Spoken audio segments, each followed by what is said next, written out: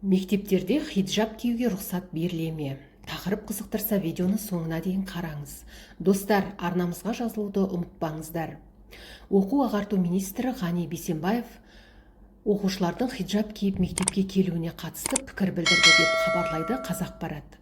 Үкімет отырысынан кейін өткен баспасөз мәслихатында бақ өкілдері оқу-ағарту министрі Ғани Бейсенбаевтан мектептерде хиджаб киюге рұқсат беріле ме деген сауал қойды. Бәріміз білеміз, Конституцияда жазылғандай біз зайырлы мемлекетпіз. Сондықтан мемлекетте, мектептерде Конституцияға сәйкес өмір сүруі керек деп ойлаймын. Зайырлы мемлекет заңды орындауға тиіспіз. Мектепте балалардың білім дағдыларын қалыптастырған кезде ол заң талаптарына сәйкес жүргізілуі керек деп жауап қатты Ғани Бейсенбаев. Айта кетейік, министр аталған сауалға нақты иә немесе жоқ демеді. Бүгін үкімет отырысында қаралған сұрақтардың бірі жаңа оқу жылына дайындық барысы болды.